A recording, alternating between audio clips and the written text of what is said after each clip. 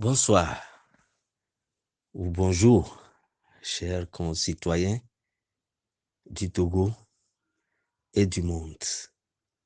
Que Dieu vous bénisse.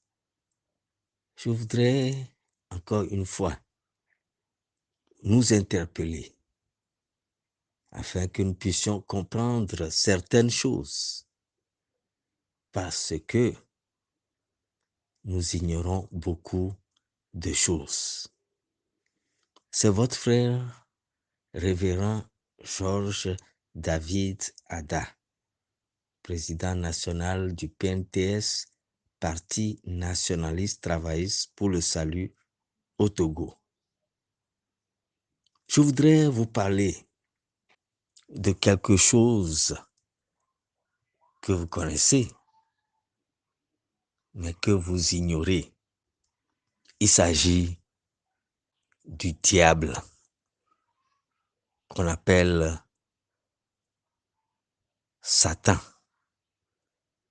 Le diable, c'est aussi son nom. Dans Apocalypse 12, on nous a dit qu'il est le serpent ancien, encore appelé diable et Satan.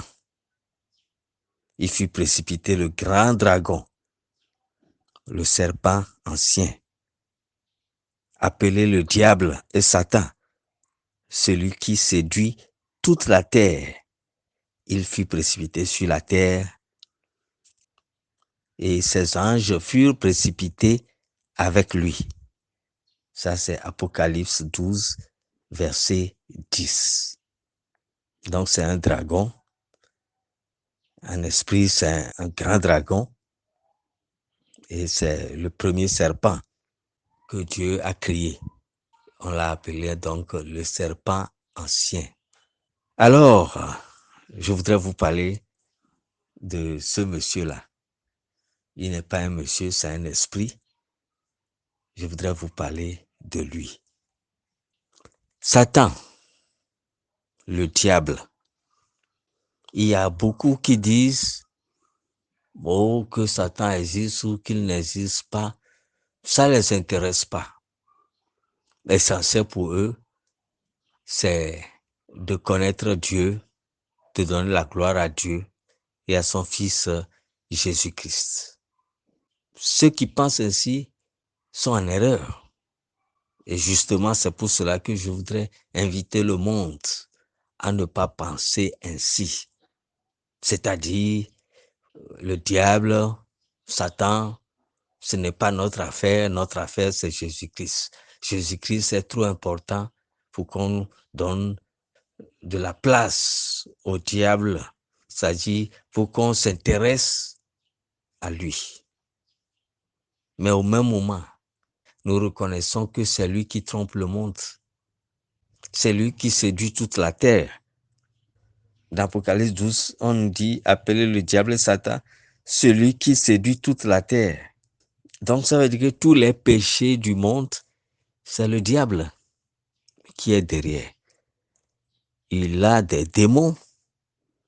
Il a des démons à sa disposition. Il a des anges déchus à sa disposition. Parce que tous les démons ne sont pas des anges. Il y a certains démons qui ont juste la forme d'animal, d'autres mi-homme, mi-bête. Et ceux qui sont des anges déchus aussi sont différents des démons de petit rang. Alors, pourquoi dire qu'on ne doit pas s'intéresser à Satan si c'est lui qui dérange le monde? Howard Pittman, qui a écrit un livre, J'ai vu le royaume des démons, il a vu que parfois il voit une seule personne en train de passer. Ça, c'est quand il était mort, et il était en esprit, Dieu lui montrait des choses. Il a vu qu'une seule personne peut être là possédée par 500 démons. Il a décrit qu'il y a des démons qui s'occupent de notre conscience, pas de ma conscience, des consciences de ceux qu'il possède. Il y a des démons qui s'occupent de l'inconscience de l'homme. Et il y a d'autres qui s'occupent de la conscience. Donc, il y a la conscience qui est manipulée par les démons, l'inconscience qui est manipulée. Il a donné 3 éléments. Le subconscient aussi. Donc, il y a des gens qui marchent pendant qu'ils sont en train de marcher. C'est des démons qui marchent avec eux et en grand nombre. Éphésiens 6, verset 12 dit, « Nous n'avons pas lutté contre la chair et le sang, mais contre les dominations, contre les autorités, contre les princes de ce monde de ténèbres, contre les esprits méchants dans les lieux célestes. » Nous n'avons pas lutté contre la chair et le sang, mais contre les dominations, contre les autorités. Et quand on dit contre les autorités, ce ne sont pas nos autorités que nous voyons physiquement, qui sont en chair et que nous pouvons toucher ou voir en tant qu'être humain. Ce n'est pas de ces autorités-là qu'on parle. Mais il y a des autorités qui existent dans le monde spirituel. Même si nos autorités, par moment, ou certaines sont guidées, possédées par des autorités spirituelles, quand même, on dit domination contre les dominations. C'est des esprits. Contre les autorités, contre les princes de ce monde de ténèbres, contre les esprits méchants dans les lieux célestes. Quand on dit esprit méchant, vous ne pouvez pas comprendre. Il y a des esprits méchants. Et parfois, c'est Michel et ses anges qui combattent ces esprits-là. Il y en a qui peuvent décider de créer une inondation quelque part ou bien de faire tomber un avion. Les esprits méchants, ils existent aussi avec des missions spécifiques. Mais parfois, leurs plans sont mis en déroute par le Seigneur, notre Seigneur. Donc, il n'est pas normal que nos ennemis ou notre ennemi sur terre soit Satan et que l'on nous dise ce n'est pas nécessaire de s'intéresser à lui. J'aimerais beaucoup parler, mais je vais écourter pour que le peu que je vais dire, les gens puissent me comprendre. Je donne l'exemple du paludisme. Le paludisme est un mal réel qui affecte l'homme et qui crée même des décès. Mais qu'est-ce que nous faisons dans la lutte contre le paludisme? C'est des recherches. On prend donc l'élément vecteur, on l'étudie, comment il contamine le sang et se propage dans le sang. C'est comme ça qu'on arrive à bout du paludisme, c'est-à-dire en faisant des études sur le mal, la maladie. Et après, on sort des médicaments. Et je crois que à ce jour, on fait des efforts pour qu'il y ait un vaccin. Si vous prenez n'importe quel virus, des gens vont en laboratoire pour étudier le virus et voir même comment ce virus évolue dans le corps de l'homme et comment il faut le freiner, ses points faibles, ses points forts, ce qui leur permet à ces virus-là de se multiplier facilement. Et donc, il ne faut pas leur donner le terrain libre, il faut les combattre. Qu'est-ce qui peut les bloquer? Qu'est-ce qui peut les réduire? Des études sont faites en laboratoire. Et un jour, on dira que on a tel remède contre tel virus. Mais le virus lui-même, quand on prend Ebola, des gens l'ont étudié en laboratoire pour le connaître. On prend coronavirus, bon, ça, je ne voudrais pas en parler parce que c'est autre chose. Bien que on nous parle de vaccins, etc. C'est des gens, des hommes eux-mêmes qui ont créé un problème.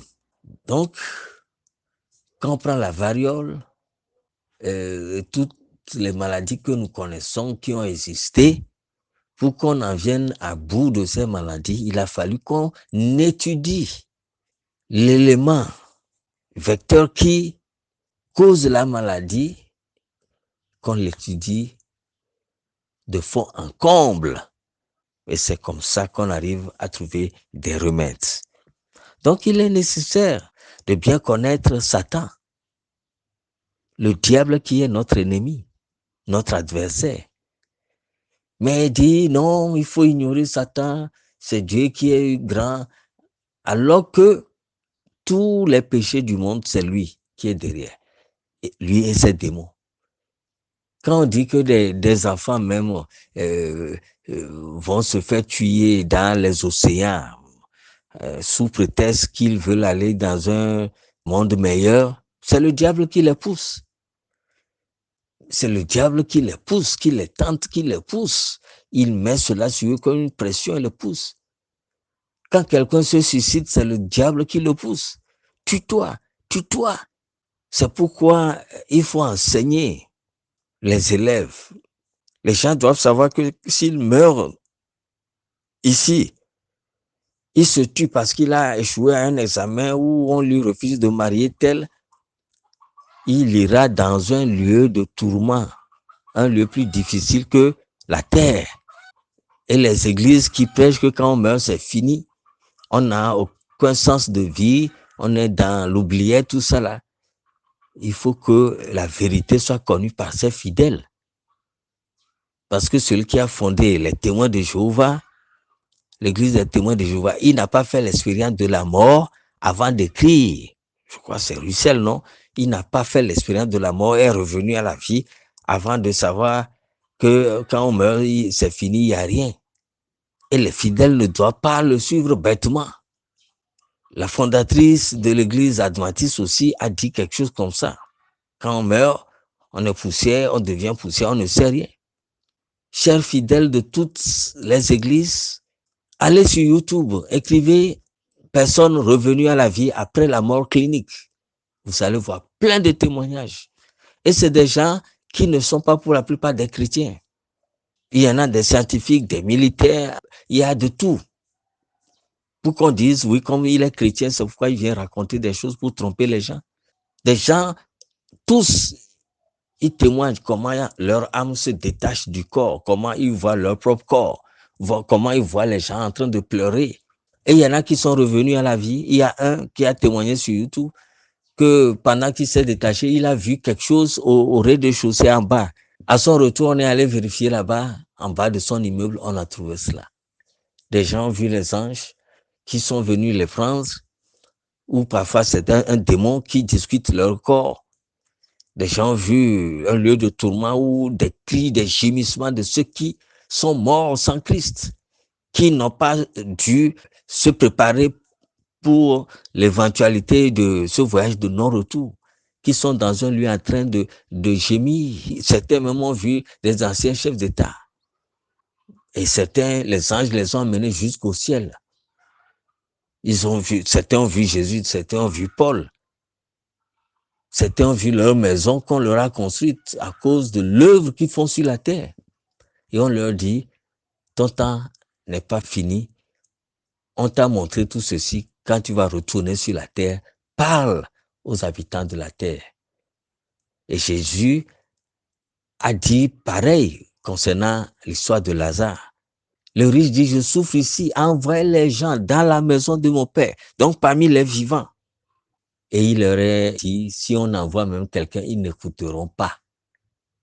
Ils sont les prophètes. Aujourd'hui, Dieu fait grâce à beaucoup de gens qui reviennent à la vie. Sur YouTube, on peut dépasser les centaines de témoignages. Et c'est pas des gens qui viennent raconter n'importe quoi. Il y a parfois des médecins, des militaires, comme je l'ai déjà dit, des scientifiques. Donc, tout cela est sérieux et nous devrons être intelligents. Donc, je voudrais terminer parce que quand le message est trop long aussi, les gens n'arrivent pas à suivre. Je voudrais dire que le diable qui est notre ennemi, on doit le connaître. J'ai écrit un livre en 2004, Discerner les ruses du diable, où j'ai défini qui est Satan. Quand vous prenez les footballeurs, quand ils ont eu un match contre une équipe, celui qui est le point fort de cette équipe, si à l'époque on prenait l'équipe du Togo, on parlerait d'Adebayo par exemple, ou bien une équipe française, on parle de Mbappé, ou bien de n'importe quelle star. Hein. Alors, qu'est-ce qu'on fait? On étudie l'équipe. Si je prends un match entre le Bénin et le Togo, on va voir quels sont les points forts et le point faible d'Emmanuel Adebayo. Son pied gauche, ou c'est son pied droit qu'il utilise pour tirer. Et on s'arrange à ce que sur le terrain, on ne lui donne pas de place, d'occasion. Et dès qu'il a le ballon, vous allez voir qu'il y a 5 personnes, 6 personnes sur lui seul, parce que on sait que celui-là, c'est leur point fort. C'est comme ça aussi. Dans le domaine spirituel, vous devez connaître les points forts, les points faibles du diable. Comment il arrive à séduire les gens, ses stratégies. Et ça, nous n'y pensons pas. Toi qui es une femme mariée, sache que la tentation viendra pour que tu découches, c'est-à-dire pour que tu dormes avec un autre homme.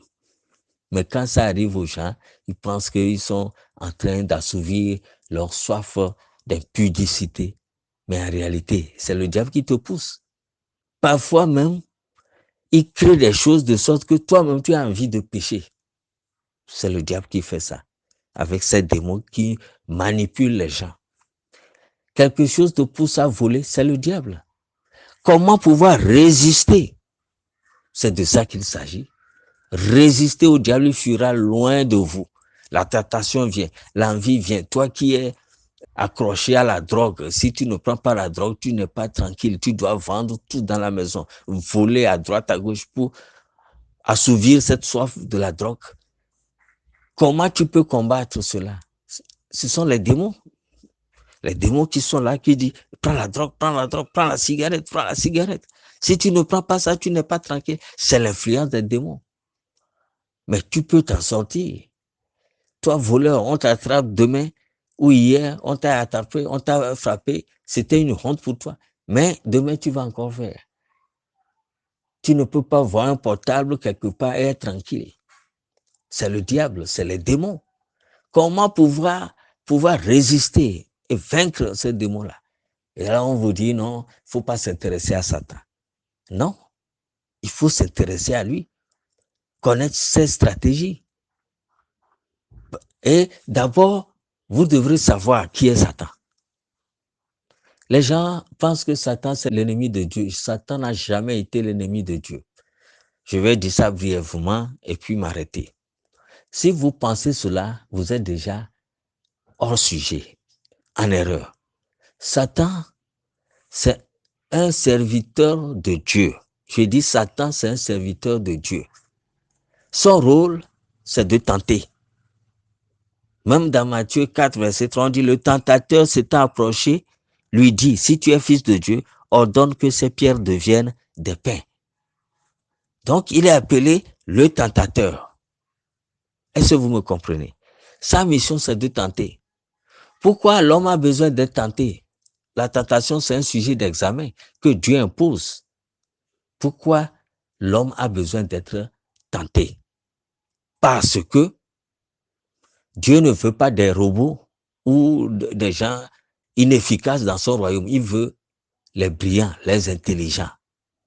De la même manière que nos enfants vont à l'école, ils ont des diplômes, le bac, la licence, etc. Ce n'est pas tout le monde qui comprend du CP1 pour verser au CP2, etc. jusqu'à terminale. C'est les meilleurs, ceux qui sont intelligents. D'ailleurs, il y a des examens, CPD, BPC, le bac, il y a des examens. Pourquoi tout le monde n'a pas le bac? Pourquoi tout le monde n'a pas le BPC? C'est les meilleurs qu'on veut. Dieu aussi veut les meilleurs dans son royaume. Il ne prendra pas tout le monde pour le jeter dans son royaume. Il sélectionne. C'est un Dieu qui veut aussi avoir les meilleurs. Si dans le monde, sur le marché du travail, on veut les meilleurs, pourquoi Dieu lui va vouloir des médiocres? Celui qui vaincra héritera. Il faut vaincre. C'est ce que dit la parole. Ailleurs, dans certaines façons, on dit les plus intelligents hériteront, régneront. Il faut être intelligent. Donc, Dieu même a créé Adam et Ève. Il leur dit, cet arbre-là, n'en mangez pas. Le fruit, quand vous mangerez ce fruit-là, de l'arbre qui est au milieu du jardin, vous mourrez. Il laisse le tentateur à côté. Le serpent était l'animal le plus rusé que l'Éternel Dieu avait fait. C'est Dieu même qui a créé le serpent ancien, le premier serpent. Pourquoi il lui a donné la ruse? C'est l'animal le plus rusé que l'Éternel Dieu a fait. Donc c'est Dieu qui a créé le serpent. Et il le dit d'ailleurs, je crée les ténèbres, je crée la lumière, je crée l'adversité. Donc, pourquoi Dieu met le serpent à côté du jardin? Ça veut dire que les épreuves vont commencer. Tout comme les professeurs, ils donnent les cours, mais après, ils mettent des sujets d'examen. Il y a des cols. Et certains réussissent, d'autres ne réussissent pas. Ceux qui n'auront pas réussi, ils ont 0. C'est de cette même manière que Dieu permet qu'il y ait un tentateur. Donc sa mission, c'est de tenter. Quand on dit l'accusateur de nos frères, il fut précipité, l'accusateur de nos frères, celui qui les accuse tous les jours devant Dieu. Dans Apocalypse 12, à partir du verset 10, il dit, et j'entendis dans le ciel une voix forte qui disait, maintenant, le salut est arrivé et la puissance et le règne de notre Dieu et l'autorité de son Christ. Vous voyez? Et l'autorité de son Christ, car il a été précipité, l'accusateur de nos frères, celui qui les accusait devant notre Dieu jour et nuit. L'accusateur de nos frères. C'est sa mission. Accuser. Celui qui accusait les hommes devant Dieu jour et nuit. C'est sa mission. Vous comprenez? Sa mission, c'est d'accuser. Je crois que ça doit être dans Apocalypse 12, 9. Il fut précipité le grand dragon, le serpent ancien, appelé le diable et Satan, celui qui séduit toute la terre. Il fut précipité et ses anges furent précipités avec lui.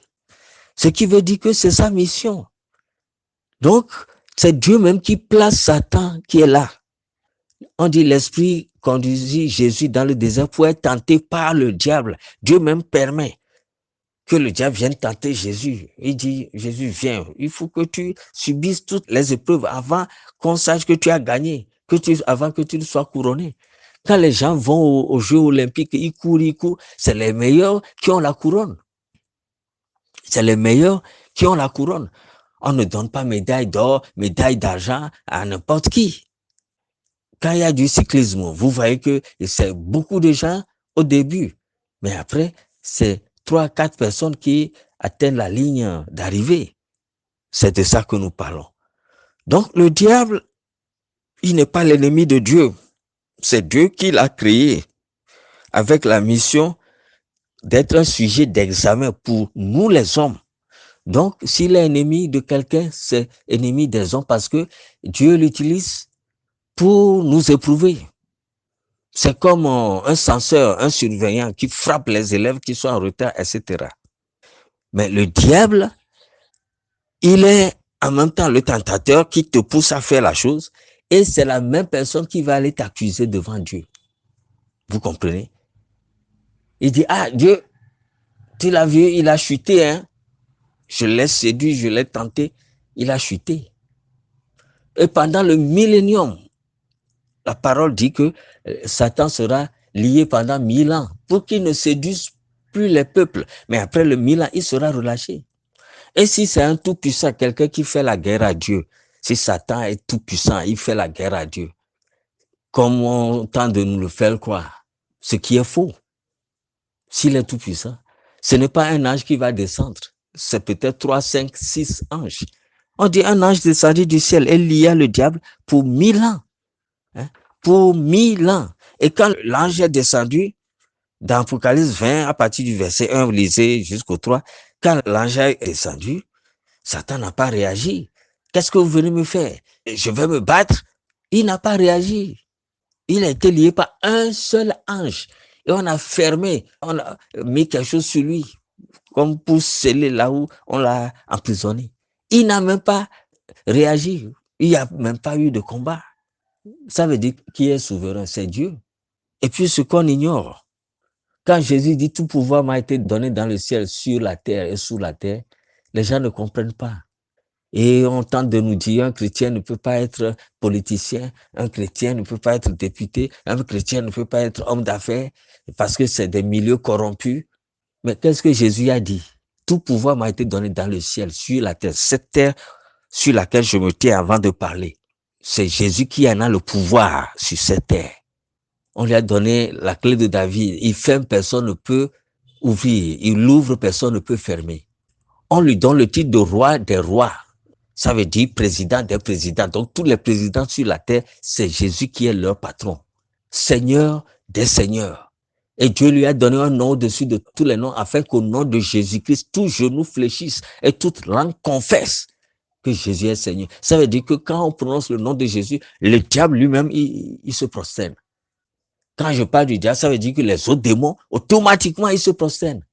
Parce que c'est le roi des rois, le Seigneur des seigneurs.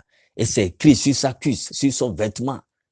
Roi des rois, Seigneur des seigneurs. Lisez Apocalypse, vous allez voir tout cela. Sur son manteau, il est écrit. Apocalypse 19, verset 16, par exemple. Oui, si je ne me trompe pas. Donc, comprenez que le diable, ce n'est pas lui qui dirige le monde. Jésus a racheté toute l'humanité avec son sang. Tous les hommes lui appartiennent, même les féticheurs, tous ceux qui pensent qu'ils sont des rebelles, ils appartiennent à Jésus. Le Père lui a donné toute l'humanité et la terre et tout ce qu'elle renferme. Et il en a payé le prix. Donc, quand quelqu'un est propriétaire d'un terrain ou des hectares, même s'il y a des étrangers là-bas, c'est lui, c'est ce monsieur-là qui est propriétaire, qui est souverain, et lui peut venir chasser qui il veut. Le diable, lui, on l'appelle le prince de ce monde. Il est déjà jugé. C'est ce que la Bible dit. Le prince de ce monde est jugé. Il est jugé. Le prince de ce monde est jugé selon Jean 12 à partir du verset 31. Jean 16, oui, Jean 16 aussi verset 11. Le prince de ce monde est jugé. C'est-à-dire que c'est Jésus qui est le roi des rois, le Seigneur des seigneurs. Donc Satan ne règne pas. Lui, il est jugé selon la parole. Jésus même a dit qu'il est jugé. Dans Jean 16, je vais lire Jean 16, verset 11, pour voir ce qui est là-bas, qui démontre que Satan est jugé. Jean 16, qu'est-ce que ça nous dit? Et quand il sera venu, ça on nous parle du Saint-Esprit, le consolateur, il convaincra le monde en ce qui concerne le péché, la justice et le jugement. En ce qui concerne le péché, parce qu'il ne croit pas en moi, c'est-à-dire en Jésus. La justice, parce que je vais au Père. C'est quoi nous avons toujours dit. Faut pas confondre Jésus le Fils avec son Père qui est Dieu, le Dieu Tout-Puissant. Et que vous ne me verrez plus, parce que je vais au Père. Au verset 11, le jugement, parce que le prince de ce monde est jugé. Le prince de ce monde est jugé. Jésus l'a vaincu sur la croix. Ils l'ont vaincu à cause du sang de l'agneau. Il n'a pas la suprématie. Maintenant, si certains le considèrent comme leur Dieu, on dit que le Dieu de ce siècle a aveuglé certaines personnes. Oui, que le Dieu de ce siècle a aveuglé certaines personnes. Le Dieu de ce siècle, ce n'est pas avec grand D, hein. C'est ceux qui acceptent que Satan soit leur Dieu. C'est ceux qui acceptent que Satan soit leur Dieu. Donc, je voudrais clôturer mon message pour dire que vous ne pouvez pas avoir un tentateur, un ennemi, et au même moment dire ce n'est pas nécessaire de le connaître, de connaître comment il fonctionne, comment il manipule les gens, que ce n'est pas nécessaire. Il faut que vous sachiez qui est Satan. D'abord, il est vaincu. Il n'a pas l'autorité. C'est Jésus qui a l'autorité. Mais il continue de tromper les gens. Tous les péchés qui se font, c'est lui qui est derrière, c'est les démons qui sont derrière. Et ce que vous avez à faire, c'est de résister. C'est de résister. Et de gagner dans cette tentation.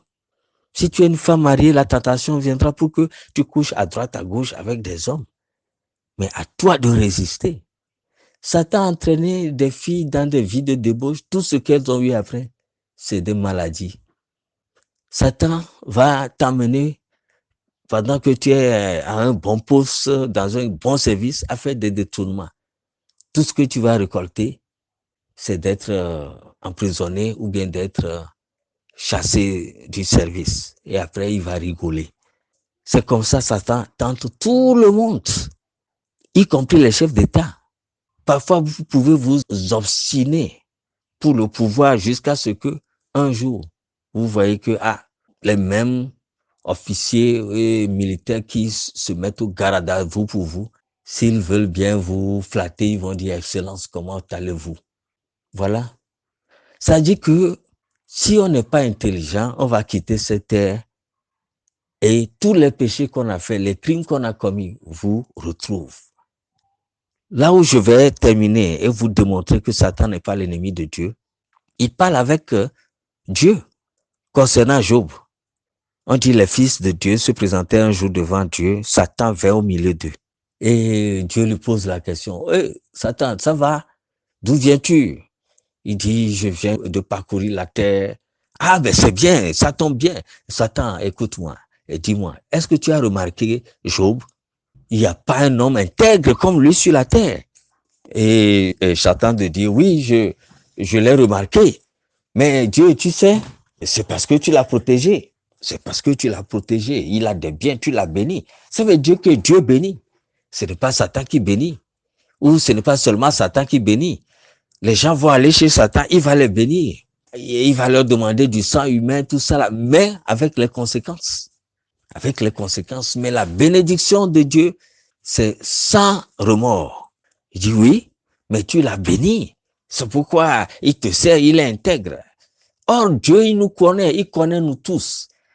Il connaît ceux qui sont intègres parce que lui, il lit jusque dans nos cœurs. Ce n'est pas les trucs d'apparence que les gens font. Et alors, Satan demande la permission. Vous voyez, il a fallu que Dieu l'autorise. Si Dieu ne l'autorisait pas, il ne pouvait pas toucher à Job pour dire que Satan n'est pas au-dessus de Dieu. S'il était au-dessus de Dieu, il ne demanderait pas d'autorisation. Il a demandé l'autorisation. Dieu a dit, bon d'accord, va toucher à ses biens. Et même on disait que ces enfants de Job faisaient quelque chose et puis Satan a envoyé quelque chose, les murs sont tombés sur les enfants, ils sont tous morts. Mais parce que Dieu a dit ne touche pas à Job, lui, Satan ne pouvait pas le toucher. Finalement, il revient encore. Dieu dit, mais toi, tu veux me faire perdre Job comme ça. Il est intègre, malgré tout cela, il n'a jamais maudit Dieu. Et Satan de dire, Dieu, maintenant touche à sa vie, tu l'as gardé en bonne santé, c'est pour ça. Et l'ulcère est venu sur le corps de Job, de la tête jusqu'aux pieds. Là encore, Job a dit non, il va jamais maudire Dieu. Sa femme lui dit, mais tu continues de suivre ce Dieu-là, tu continues dans ton intégrité. Maudit Dieu et meurt. Il lui a répondu, tu parles comme une femme insensée. Mais dans tout cela, Job, lui, ne savait pas que c'était quelque chose qui se passait où Dieu va le couronner. Vous voyez, c'est terrible. Même au jour, telle chose est arrivée, telle chose arrive. Parfois, en tant que chrétien, il y a des épreuves qui arrivent comme ça, le même jour, juste pour voir si tu vas renoncer à ce Dieu-là. Et finalement, Job a vaincu. Il a été très riche. Encore, on a multiplié sa richesse. Ses filles étaient les plus belles de toute la terre à l'époque. Donc, vous voyez, mais Satan est obligé de demander la permission à Dieu. Et vous voyez qu'il parle avec Dieu, comme avec un ami. Il parle avec Dieu. Donc, il va me dire que Satan est l'ennemi de Dieu? Non, c'est un serviteur de Dieu. D'abord, c'est lui qui te pousse à faire des choses. Après, il vient comme le procureur pour t'accuser. Tu as fait ceci, tu as fait ceci. Oui, il y a plusieurs endroits où le diable, il est obligé de demander la permission. Allons dans Luc 22, verset 31 à 32, il dit, le Seigneur dit, Simon, Simon, Satan vous a réclamé pour vous cribler comme le froment. Et Jésus continue, j'ai prié pour vous afin que votre foi ne tombe pas. C'est comme ça. Satan, il réclame. Dieu, laisse-moi cribler ces apôtres-là qui disent qu'ils sont sincères, tout ça là. Dieu, laisse-moi les tenter. Si Jésus n'avait pas prié pour eux, ce serait trop grave. Mais malgré ça, Pierre a renoncé à Jésus quand le diable est venu. Jésus dit, Simon, Simon, Satan vous a réclamé. Il a réclamé, Satan a réclamé ces personnes-là chez qui? Chez Dieu. Dieu, permet-moi de les tenter, ils vont tomber. Effectivement, Pierre a renié Jésus 3 fois. Donc, c'est pour dire que il demande toujours la permission avant de faire ces choses. Mais comme Dieu est souverain, parfois, il y a des péchés en nous. Mais Dieu décide, malgré que l'accusateur est là. Dieu, il a fait ça. Dieu, il a fait ça. Dieu dit, je fais grâce à qui je veux, je fais miséricorde à qui je veux. Dans Romains 9, 15, il dit, car il dit à Moïse, je ferai miséricorde à qui je fais miséricorde. J'aurai compassion de qui j'ai compassion. Donc, ça veut dire que Dieu est souverain.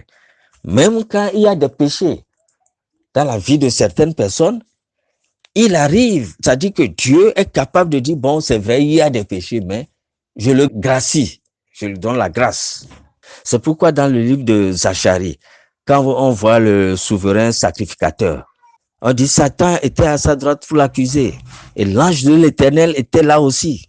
Et dans tout cela, Dieu a dit qu'on lui enlève le vêtement souillé et qu'on lui mette plutôt un habit de fête. Qu'on lui mette un habit de fête. On lui a même mis un turban sur la tête. C'est ça l'origine de la grâce présidentielle. Ça dit que la personne, il y a des souillures en lui, des péchés en lui. Mais quand il plaît à Dieu, il dit, je le gracie, je lui fais miséricorde. Et personne ne peut parler. Tout comme les grâces présidentielles, quel que soit ce que la personne a fait, quand il y a grâce présidentielle, bon, on le libère, il est comme justifié. C'est ça que la parole dit. Il fait grâce à qui il veut, miséricorde à qui il veut. Il justifie qui il veut. Ceux qu'il a prédestinés, il les a justifiés. Donc, sachons que Dieu, il a ce pouvoir-là, malgré les accusations de dire je gracie tel, je gracie tel. Malgré parfois qu'il y a des péchés dans la vie de certaines personnes, il fait miséricorde à qui il veut, il fait grâce à qui il veut. Même quand quelqu'un a été meurtrier, s'il jouit, bénéficie de cette grâce présidentielle, c'est comme il n'avait rien fait. Mais sachons que Jésus, son autorité est là. Le règne de notre Dieu est l'autorité de son Christ. Il dit, tout pouvoir m'a été donné dans le ciel, sur la terre et sous la terre. C'est lui qui a le pouvoir aujourd'hui, ce n'est pas le diable. Pour que les chrétiens laissent le monde entre les mains du diable, disant que ça appartient au diable, et il faut être franc-maçon, réseau-chrétien, équiste, tout ça là, avant de gouverner ou de régner sur la terre. C'est faux. C'est les enfants de Dieu. C'est Jésus-Christ, les fils de Jésus-Christ qui doivent régner. Parce que c'est lui qui a l'autorité, pas Satan. Je voudrais m'arrêter pour dire que c'est Dieu qui est tout-puissant. Mais il faut qu'on cesse de penser que c'est le diable qui est tout-puissant. Il faut qu'on cesse de penser que le diable est l'ennemi de Dieu. C'est notre ennemi parce qu'il est choisi par Dieu pour nous tenter. À nous maintenant de le connaître et de résister à cette tentation. Mon livre Discerner les ruses du diable est disponible en version électronique et version papier. Tous ceux qui seront intéressés ou sont intéressés, veuillez me contacter. Et dans ce livre, j'ai encore mieux présenté Satan et j'ai corrigé cette erreur qui fait de lui un ange déchu, tout ça là. Et d'ailleurs, j'ai bien dit que il n'a jamais été Lucifer ou astre brillant, que ce passage d'Ésaïe 14 parle en réalité du roi de Babylone. C'est une prophétie contre le roi de Babylone. Et la prophétie dit clairement, est-ce là cet homme qui ne relâchait pas ses prisonniers? Ça veut dire que c'est une prophétie qui concerne un être humain, un homme, un roi, le roi de Babylone. Et le titre de ce passage dit prophétie contre le roi de Babylone. Je répète que Satan est déjà jugé, il est vaincu. Que Dieu vous bénisse encore. C'était votre frère révérend Georges David Ada, président national du PNTS, Parti nationaliste travailliste pour le salut. Shalom, shalom.